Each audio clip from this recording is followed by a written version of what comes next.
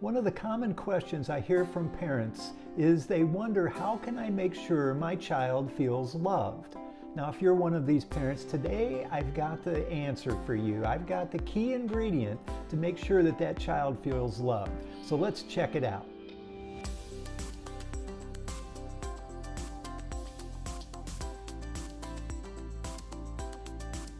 Well, hello again, everyone. My name is Jim White, and I'm an author, coach, and the founder of the Family Enrichment Academy.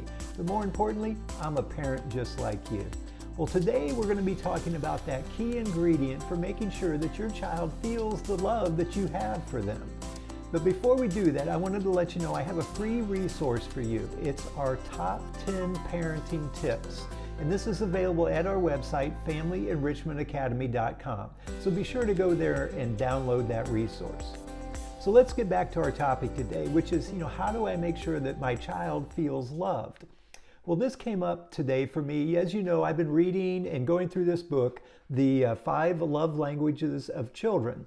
And a particular story came up in the book for my reading today that made me think about putting this video together around making your child feel loved.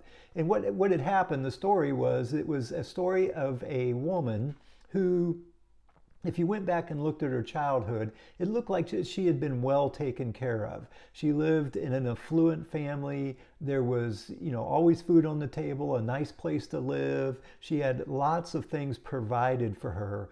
But as she moved into her adult life, things had slipped into a downward spiral. And in fact, she had gone through a divorce and eventually was arrested for dealing or selling drugs.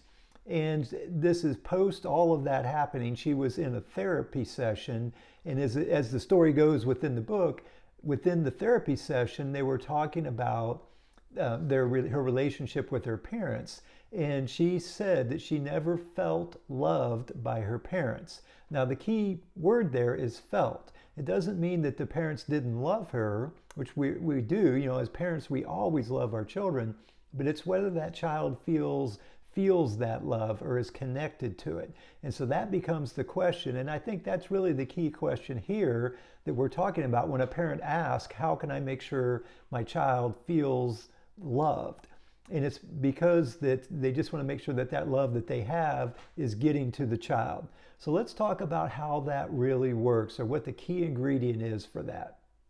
So here's something to think about. Within all of us, we obviously have love for our children, but we also have fear. And it's like two different mindsets, a love-based mindset and a fearful mindset. And in any given moment, we are either engaging or speaking from that fearful mindset, or we're speaking from that love-based mindset. And the issue here is if our predominant engagement with our child is from that fearful mindset, that actually damages that relationship and that connection, which is what causes that child to not feel the love that the parent has. Again, the parent has the love inside, but it's just they're not engaging from that loving perspective or that love-based mindset on a regular basis. And it all comes down to connection. When we talk about that child feeling loved, that is directly related to the quality of the connection that's there between the parent and the child. If that connection is strong, that love is coming through. And in fact, I would assert that if you're acting out of a love-based mindset and you're acting and engaging from love, what it does is it builds and deepens connection every time you do that, which is then allows that love to flow through to your child.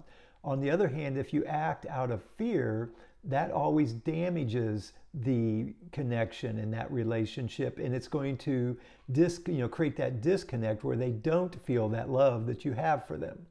You see, it's not just about what you say or what you do, it's about where you're coming from when you do or say those words. Like, for example, in here, one of the ways or one of the love languages is acts of service. So that's doing something for the other person, in this case, your child. But I would assert that if you're doing it from a fearful mindset, it doesn't build connection or communicate that love that you're talking about. So for example, let's say you help your child with the homework, which feels like an act of service. But if you're doing it and you're kind of resenting the fact that you have to do it, or you feel like you got other stuff to do and you're not really engaged, while you will do the action, the message, the underlying context of that, it's not love-based, and the child will pick up on that. Well, on the other hand, you could help with homework, the exact same act, but you're just doing it purely out of the kindness of your heart. And you're coming from that love-based perspective. And when you do that, it builds connection, and that child feels that you're there for them and in support of them.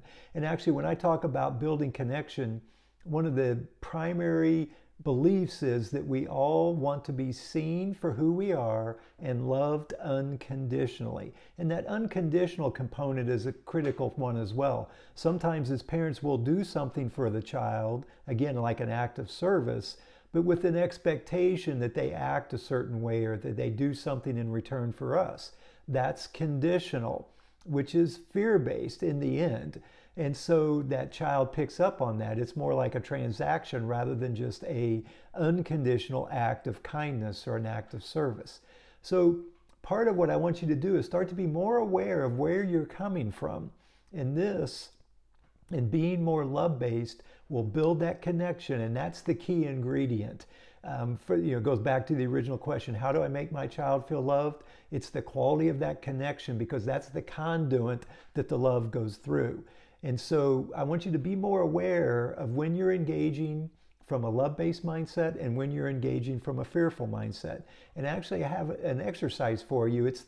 I call it a connection scorecard. And this is really all about awareness. And what I want you to do is take like the next week and keep track of and be much more aware of your engagements, whether it's just helping with the homework or some words at dinner, whatever the engagement might be, and try to be aware of where are you coming from, and was the engagement a connection building process, or was it connection damaging? And just keep track of them. It's 1 plus point for connection building, 1 minus point for connection damaging, and see where you are at the end of the week. Hopefully you're in a positive balance at the end of the week.